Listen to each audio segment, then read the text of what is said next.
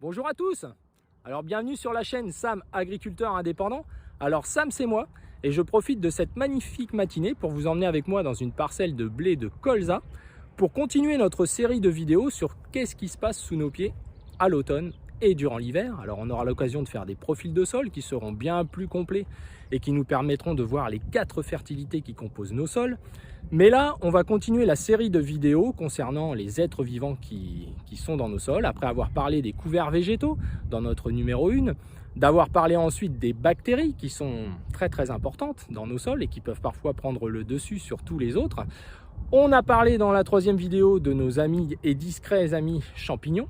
Et là, on va parler de nos associés principaux qui sont les vers de terre anéciques. Alors, ils sont vraiment très importants. Ils me passionnent depuis des dizaines d'années.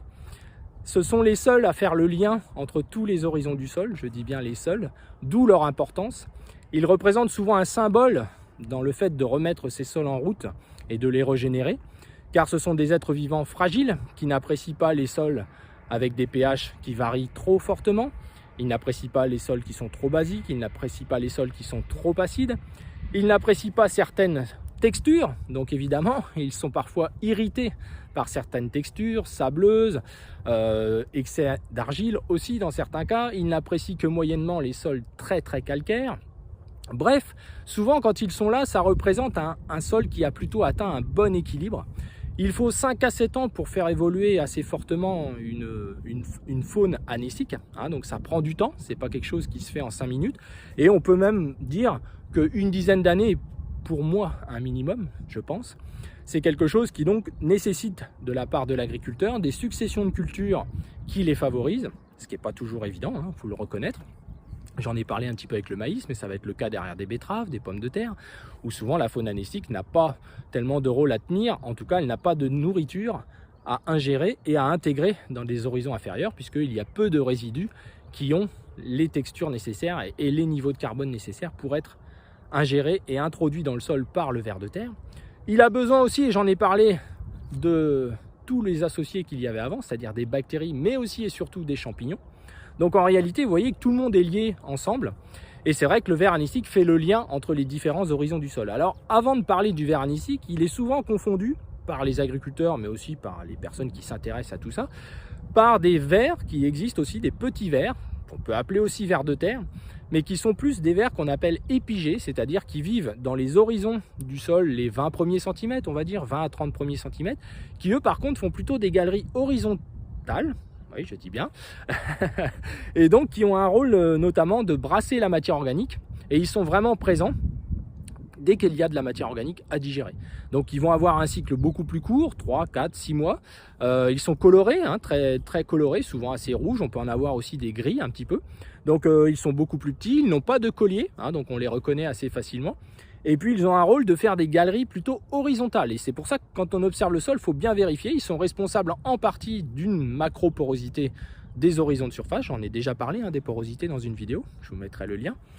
Et donc, ils ont un rôle de se développer fortement et de vous faire une sorte d'éponge à votre sol dans la partie superficielle du sol. Alors évidemment, dès qu'on met la matière organique à des horizons inférieurs, ces animaux-là n'ont pas de fonction ou peu de fonction et sont peu présents. Donc, ils sont vraiment liés à ce que l'on laisse sur les sols. Alors eux, je le dis bien, ils ont un rôle plutôt horizontal, à ne pas confondre justement avec notre ver anécique, qui lui est beaucoup plus gros. Il a une couleur assez foncée, qui varie du bordeaux presque très foncé, à 20 un petit peu, lit de vin, et va aller jusqu'à un rouge assez intense, en fonction aussi de la saison. Il va avoir un collier qui va plus ou moins grossir, donc dans lequel il sécrète de quoi se déplacer. Il sécrète d'ailleurs beaucoup de calcium, il ingère aussi la terre bien sûr. Et ce collier-là indique aussi quand il est en période de reproduction, lorsqu'il est vraiment rouge intense. Évidemment, on a de quelques millimètres quand il est jeune, 2-3 cm l'année d'après, jusqu'à une 10, 15, même 20 cm dans certains cas. Il peut s'allonger très fortement. Et donc, il a une durée de vie de 5 à 7 ans, 10 ans peut-être maximum, dans nos pays en tout cas, de ce que j'en sais. Alors des vers anéciques dans certains pays peuvent être beaucoup plus longs, on en a qui peuvent atteindre presque le mètre dans certaines régions. Alors ne pas en avoir peur bien entendu. Alors leur rôle c'est quoi? C'est d'intégrer la matière organique des horizons de surface lorsqu'elle est déjà pré-évoluée, pré-digérée. Il va souvent se faire des petites cabanes, c'est-à-dire qu'il va rapprocher la matière organique autour de lui de son trou, hein, de sa ou ses galeries qu'il utilise tout le temps, et les introduire dans les horizons du fond. Et quand il redescend, il fait son petit caca dans le fond ou ailleurs, et en remontant, il va remonter des éléments toujours en ingérant de la terre et nous faire des terricules, des turicules, comme vous le souhaitez, en surface. Et il peut les faire aussi à des mauvais endroits si nous, on a mis la matière organique à un autre niveau, puisqu'en fait, il fait ses déjections à l'endroit où il réingère à nouveau de la matière organique. Si vous mettez cette matière organique à des horizons d'enfouissement, et il n'est pas nécessaire de labourer pour enfouir des résidus, on en a déjà parlé, et donc il va se retrouver à faire ses déjections à une zone qui est dans le sol en fait. Et évidemment, quand il fait ça, il rebouche indirectement par ses déjections sa galerie ou ses galeries. Et ça pose un réel souci. J'ai déjà vu dans des sols légèrement pentus comme ça, faire un profil un petit peu plus bas par exemple, et observer que il y avait une étanchéité qui avait été faite par la semelle de labour, mais aussi par le fait que les vers de terre anéciques ne venaient plus jusqu'en surface, restaient dans cette zone de labour, on le verra dans des profils, et finalement par leur déjection refermaient et étanchéifiaient finalement le sol. Et quand on faisait le profil, on voyait l'eau arriver à l'échelle de 25-30 cm, alors qu'en surface, on avait l'impression que ça allait à peu près bien. Donc c'est le côté un peu pervers. Alors dit qu'on revient à la verticalité naturelle, eh bien il fait son travail comme il l'a fait depuis des milliers d'années. C'est le seul à permettre au sol de ne pas se perdre, puisque un des éléments qui pose problème dans la dégradation des sols, c'est la lixiviation. Donc ça veut dire en clair, c'est pas le lessivage, le lessivage c'est autre chose, c'est plutôt en surface, et c'est quelque chose qui ne concerne pas les éléments minéraux. Le lessivage, c'est plutôt les particules de sol, alors que la lixiviation, c'est la perte plutôt d'éléments minéraux qui composent le sol. Alors évidemment, c'est important quand même de se rendre compte qu'il est le seul à pouvoir stabiliser tout ça, et c'est vraiment notre associé, et on doit tout faire pour ne pas le déranger. Alors je vous mettrai plusieurs vidéos concrètes en gros plan, parce que je ne peux pas me filmer, et d'ailleurs j'ai tellement besoin de toucher le sol, puisque c'est plus fort que moi, pour observer que finalement se filmer en même temps c'est compliqué.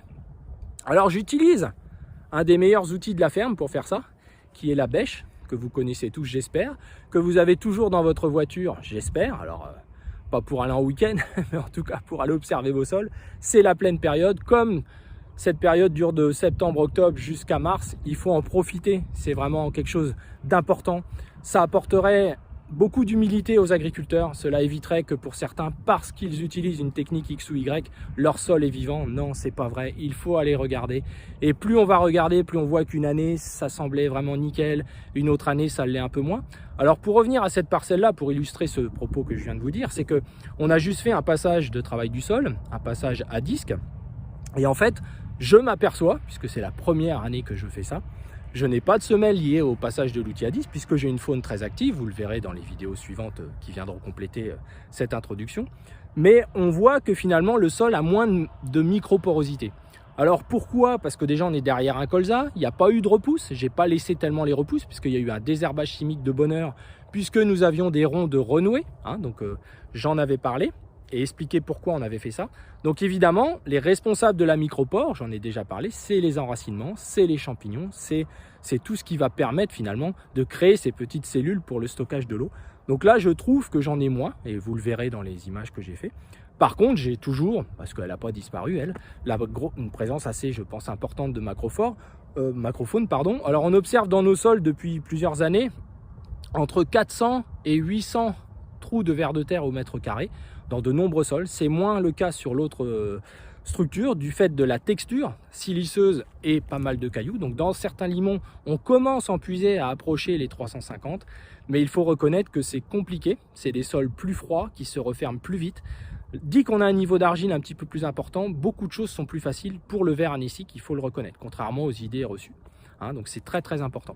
Donc évidemment les précédents jouent beaucoup. Lorsqu'il y a de la paille, on a plus de présence possible. Lorsqu'il y a du maïs, on voit un petit peu de vers de terre, mais ils ne sont pas attirés par le maïs, en tout cas au début de la décomposition. Il va falloir que nos amis les champignons viennent prendre le relais, vidéo numéro 3, pour justement préparer le travail à nos amis vers de terre anéciques. Voilà, alors en fait, il est homme et femme, donc il est en avance sur son temps, il peut choisir voilà, qui il veut être, donc c'est il ou elle, donc ça c'est vraiment important. Et donc leur reproduction fait comme des petits œufs, comme des petits œufs un peu de limace. Donc on est dans des périodes où en théorie c'est une bonne période pour eux. C'est pour ça que ceux que je vais vous montrer, vous verrez, ils ont un beau collier bien énervé, ils sont en pleine période. On retrouve des juvéniles qui ont 1 an, on retrouve des petits de l'année. Donc ça, c'est plutôt positif. Hein, c'est quelque chose que vous devez observer et je vous inviterai, même quand vous ferez vos reliquats en janvier, février, là, à le faire vous-même, à ne pas utiliser de prestataire pour aller faire 1 ou 2 échantillons quand on comprend bien tout ça, mais on y reviendra. Et c'est souvent un moyen intéressant pour observer vos sols et c'est ce qu'on va faire donc dans la suite de la vidéo avec quelques petites séquences que je vous ai ajoutées, que je viens de faire là à l'instant. Et puis ensuite on va continuer parce qu'on a quand même du boulot. Voilà les amis, écoutez, à bientôt. Alors les amis, je vais vous montrer le travail de mes associés avec qui je travaille depuis plus de 25 ans. Donc dans cette parcelle de blé de colza, on voit que la terre originale en réalité était complètement travaillée et ce n'est pas fini puisqu'ils sont qu'au début de leur travail.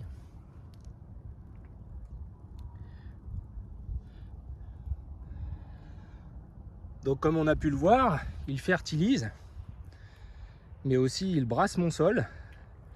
Il remonte des éléments qui ont tendance à descendre. Il descend des éléments pour les mélanger avec le reste des horizons. Alors je ne sais pas si on voit bien sur la vidéo. Je vais essayer de pas trop bouger, voilà. Donc en réalité, on marche sur leur travail, sur leurs déjections, qui sont très riches en nutriments. Alors là, je vais faire un tout petit profil à la bêche, comme on en fait des centaines tous les ans, puisque ça, c'est le meilleur outil de la ferme. J'y reviendrai, j'aurai l'occasion de vous en parler durant tout l'hiver, puisque les sols s'observent de la période d'intensité d'activité biologique qui est de septembre, octobre jusqu'à fin mars, c'est là l'idéal. Et donc, on va faire une petite bêchetée juste pour en trouver une petite dizaine assez facilement lorsque l'on a un sol vivant. Donc c'est quelque chose d'assez facile à faire. Voilà les amis, à tout de suite. Voilà, alors comme je suis tout seul, juste un petit premier fer de bêche à une quinzaine de centimètres. Donc vous voyez déjà 5 vers anéciques. On a des juvéniles de l'année. Donc le ver anécique il se reconnaît par rapport à tous les autres, à sa couleur, à son collier qui gonfle lorsqu'il est énervé, excité, et que c'est sa période de reproduction. Donc en fait, il peut être homme ou femme, il est déjà en avance sur son temps. Et donc, une population de vers de terre, il faut 5 à 7 ans pour qu'elle évolue. Donc j'en ai déjà parlé tout à l'heure. Donc en fait, s'il a les bonnes conditions, il est le reflet d'un sol, évidemment, qui fonctionne bien.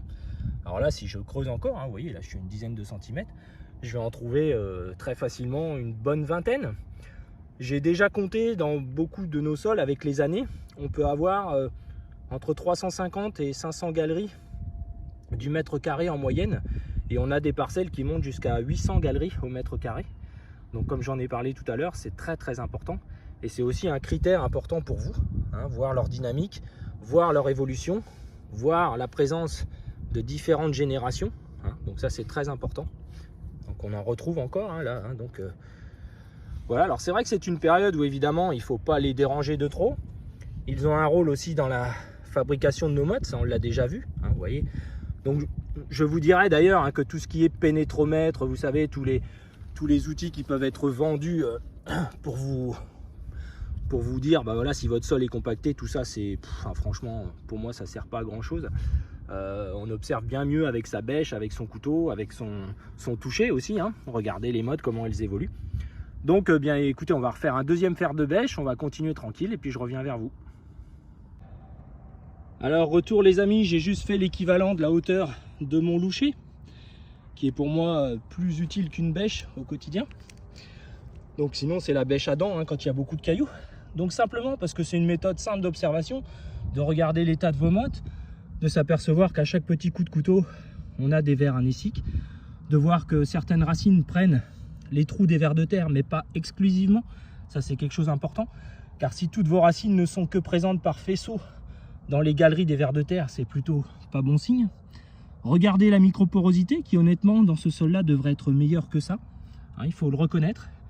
Le sol, je me suis mis volontairement ici dans une zone sur le haut du plateau qui est légèrement refermé à mon goût. Alors ça se voit pas trop en extérieur. Donc là on a les petits jeunes de l'année, donc ça se voit pas trop en extérieur. On a une belle une belle présence de macrofaune, mais justement celle qui nous manque c'est un peu plus la microfaune, dont on parlera dans une prochaine vidéo, et peut-être aussi un peu les vers épigés, qui sont une deuxième famille.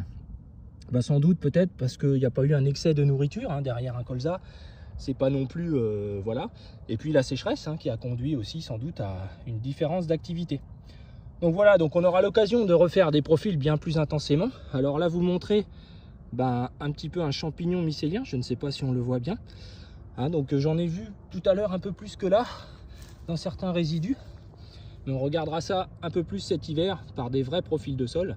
Là c'est juste pour une observation grossière, mais qui peut être fait régulièrement de votre part, pour simplement aller regarder vos sols et voir leur état de surface. Vous voyez, il n'y a pas une zone où finalement la faune n'a pas brassé le sol, qui n'est déjà plus celui d'origine. Et toutes les boulettes fécales que l'on a là, puisqu'en fait c'est ça que tout ça, ça a été digéré, ingéré par la vie du sol. Et c'est quand même toujours un plaisir pour moi, mais aussi pour tous nos partenaires, lorsque ces premiers résultats arrivent et que l'on voit que finalement c'est assez rapide à notre échelle à nous. C'est intéressant. Alors j'en profite pour vous montrer les roues de pulvérisation. Vous montrer un petit peu déjà comment elles sont reprises par la vie du sol. Alors on n'est qu'au début de l'automne, donc tout ça, ça va se refaire. Vous dire que notre choix depuis pas mal d'années a été de ne pas utiliser de jalonnage sur les semoirs, pour la raison qu'on a expliqué avec les couverts végétaux, que la présence de plantes est toujours plus intéressante pour nous refaire la structure. C'est beaucoup plus intéressant pour rouler sur des végétaux que de rouler sur de la terre. Vous pouvez observer qu'on a de la portance, qu'on n'a pas de différence de niveau. On est avec un pulvérisateur porté. Et puis vous verrez, justement, on reviendra dans un mois par exemple, on ne verra plus les zones un petit peu des crampons par exemple, qui tout doucement, vous voyez là dans le crampon, on a une reprise par les vers de terre. Voilà, alors c'est plus flagrant selon les zones. Là je vous disais, je me suis mis un peu dans une zone qui est un peu plus humide que les autres, avec une particularité que j'ai le sentiment que ça fonctionne pas à 100%.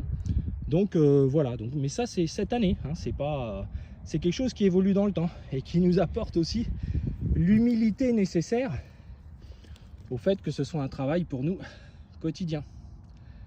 Voilà les amis. Alors je vous dis à tout à l'heure.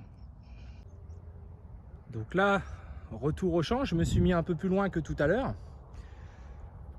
dans une zone plus argileuse. Donc là c'est pareil, j'ai fait juste un tout petit fer de bêche.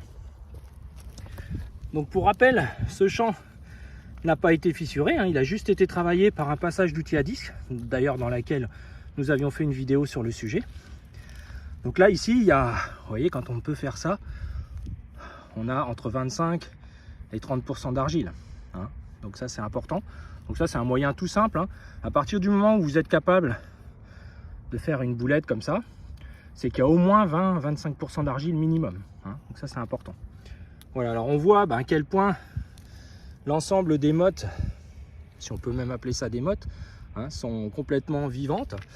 Alors j'observais comme tout à l'heure en sous-sol, sans doute du fait d'une non-fissuration, sans doute aussi le fait que les repousses ont été gérées chimiquement assez tôt en saison et qu'il n'y a pas eu de relais par les racines de nos plantes. On n'a pas fait de fissuration et il n'y a pas eu de fissuration naturelle. Donc j'observe pour moi, qui regarde assez souvent mes sols, peut-être un petit peu de, c'est pas refermé, mais on va dire qu'il y a moins de microporosité qu'on pourrait avoir. Alors vous voyez que la terre est grumeleuse à souhait, ça c'est tout simplement mes associés, voilà, ils font ça toute la journée, ils sont des bourreaux de travail, surtout quand ça se passe bien pour eux. Alors évidemment le moindre fer de bêche, là j'en avais 8 des vers, donc voilà, et puis il y en a qui se sont vite enfouis dès qu'on arrive pour les embêter. Donc voilà, donc c'est quelque chose que vous devez faire au quotidien et qui est, voilà, moi ça me passionne et je pourrais le faire toute la journée. Donc on aura l'occasion cet hiver, enfin dans quelques semaines d'ailleurs, de faire plutôt des profils de sol qui sont le moyen le plus simple et le plus complet d'observation des sols. Mais avant, et c'est le but de cette vidéo, une observation de surface donne vraiment beaucoup d'éléments Le moindre petit fer de bêche aussi vous informe sur ce qui se passe en dessous. Et on en reparlera un petit peu en janvier-février, mais si vos reliquats, vous pouviez les faire vous-même au lieu de les faire par des prestataires, ce sera un moyen pour vous de davantage aller voir ce qui se passe dans vos champs. Mais ça, on aura l'occasion d'en reparler. À bientôt les amis, pour la prochaine vidéo sur qu'est-ce qui se passe à l'automne.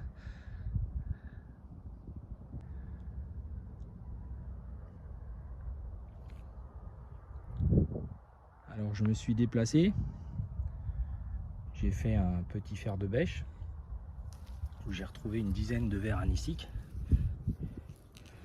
Et là vous avez en partie leur travail. Voilà.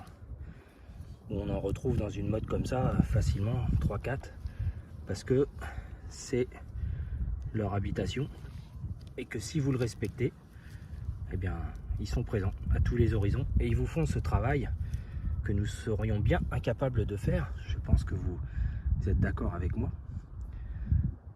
Voilà, donc plus vous irez observer, plus vous verrez des points positifs, parfois un petit peu négatifs, malgré que vous ayez fait tout ce qu'il fallait. Vous aurez parfois une observation différente et chaque année c'est différent, avec plus ou moins de porosité. L'importance des précédents est capitale, hein. Voilà, la présence de résidus aussi, hein. Plus vous aurez de résidus, alors je le disais, le maïs est un peu répulsif, par contre la paille de céréales est plutôt appétante, hein, pour tout ce petit monde. Et c'est vrai qu'on n'aura pas la même structure, et cette année nous on a grand de précédents colza qui ont un impact sur tout ce qu'il y a à digérer finalement, hein. C'est de la matière plus ligneuse, hein, qui donc nécessite déjà davantage un contact avec le sol, hein. Donc là vous voyez, sous la tige lorsqu'elle est en contact avec le sol, on n'a pas du tout la même couleur et on n'a pas les mêmes êtres vivants qui commencent à attaquer ce résidu. Et évidemment, lorsque l'on fera un profil, on retrouvera des résidus de paille ou autres qui auront ce duvet blanc et qui montreront l'attaque par les champignons que nous avons vu dans la vidéo numéro 3, si mes souvenirs sont bons. Voilà les amis, allez, je continue mon tour de plaine et je pense que je vais en rester là puisque étant tout seul c'est un peu difficile. J'aimerais vous montrer en faisant mon fer de bêche le nombre de vers de terre qu'on peut avoir à chaque petit coup de bêche comme ça, à quel point c'est un peu un indicateur pour vous de la présence de vos associés. Voilà les amis, par cette magnifique matinée, à bientôt. Alors un petit complément les amis sur nos amis et associés vers anéciques. Donc là on a des adultes, hein, avec le collier bien foncé, j'espère que vous voyez bien. Là on a des jeunes à côté, voilà, qui ne sont pas encore à maturité sexuelle, hein, c'est la différence avec les adultes, donc 2 jeunes, 2 adultes. Alors en fait ils respirent en partie par les pores de leur peau et c'est aussi pour ça qu'ils sont très sensibles à tout ce qui peut être fait en extérieur, aux engrais lorsqu'ils sont très rapides d'action, hein, aux variations de pH aussi, hein, ils sont très sensibles à ça.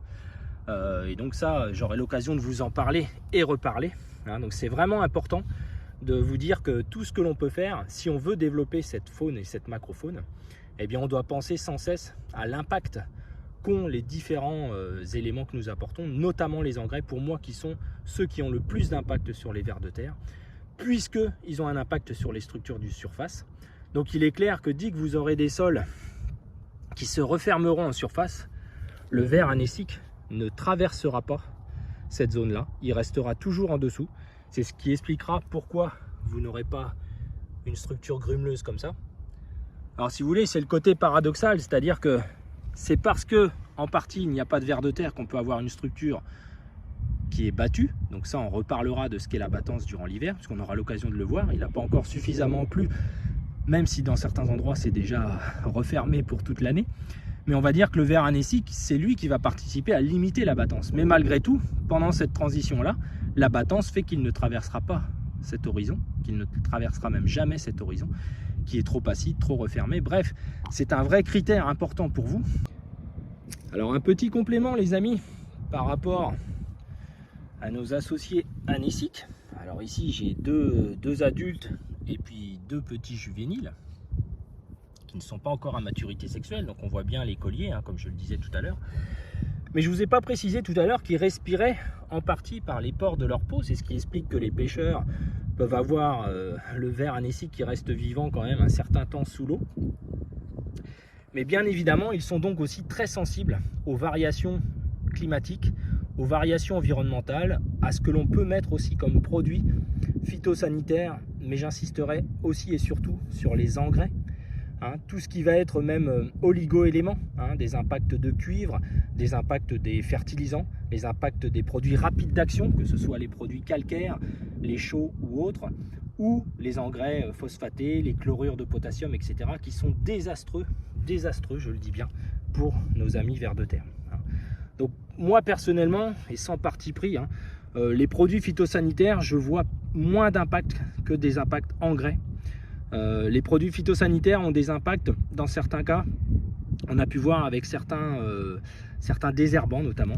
On a plus vu des impacts avec les désherbants d'ailleurs qu'avec des produits fongiques ou autres, parce que c'est une époque aussi où ils sont moins concernés et puis où on n'est pas censé d'ailleurs toucher les vers de terre si on fait les choses comme il faut, dans les conditions et aux périodes où c'est fait d'ailleurs. Donc voilà, donc le ver de terre, il est quand même le reflet, quand on regarde finalement par rapport à tout ce qu'on a pu dire depuis tout à l'heure, le reflet d'un état de stabilité de votre sol qui va forcément, à partir du moment où ils sont présents en quantité importante dès que vous observez votre sol, pour une évolution positive de celui-ci. Donc je ne l'ai pas dit, mais on en a déjà parlé dans d'autres vidéos, leur rôle ici, dans les terricules, c'est qu'on retrouve des éléments minéraux en quantité beaucoup plus importante que dans la terre qui est à côté. Si je prends la terre à côté et si je prends les terricules, là on a une cabane d'ailleurs, quand on regarde bien, vous voyez, il a rapproché les résidus à côté de son trou et il est prêt à les faire rentrer, il a même commencé à le faire dans le trou. Donc ça c'est très intéressant, c'est ce qu'on va voir un petit peu partout. Et donc ils ont un rôle de fertilisation, donc ce sont des animaux qui brassent leur poids de terre par jour, et qui vont aussi avoir un rôle de fertilisation qui est très très important et qui nous démontre l'incohérence entre la gestion de la fertilisation dont nous avons déjà parlé et la réalité qui fait quoi? Que nos vers de terre ici anéciques, nos petits jeunes là qui vont être nos futurs épandeurs d'engrais, c'est qu'en réalité c'est parce qu'ils ont dans leur tube digestif des champignons et des bactéries qui vont faire que cette terre là, ils vont en libérer les éléments contenus à l'intérieur, mis en réserve, éléments qui sont peu ou pas visibles à l'analyse de terre, puisque je le rappelle dans cette petite vidéo, que l'analyse de terre ne nous donne au mieux que 5% des éléments qui sont solubles dans le sol à l'instant T, je le rappelle, dans le sol et je dirais même dans le petit échantillon. Donc c'est très important de comprendre qu'ils ont un rôle très très important et l'autonomie de fertilisation pour nous va provenir en partie de nos amis les vers de terre anéciques, où il n'est pas rare que ces vers de terre puissent apporter à peu près l'équivalent, lorsqu'ils sont en quantité suffisante à l'hectare, l'équivalent de 100 à 150 unités de phosphore et de potasse.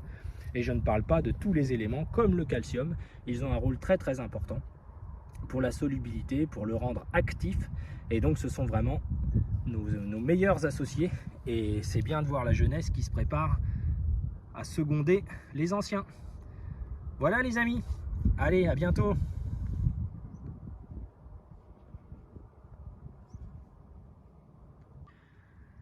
Alors voici nos amis les champignons dont je vous ai parlé dans la vidéo numéro 3. Voilà les mycéliums qui décomposent les pailles, qui allègent votre sol et qui font ensuite ce couscous, cette terre vivante avec ses mottes aérées, cette matière organique qui rentre dans votre patrimoine sol. Reprise des roues de traitement par nos associés.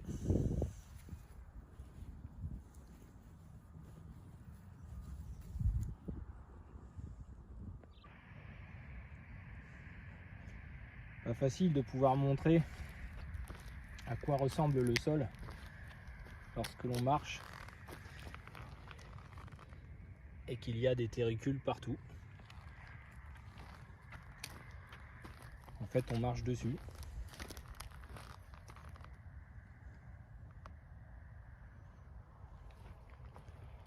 C'est tout le plaisir à cette période de l'année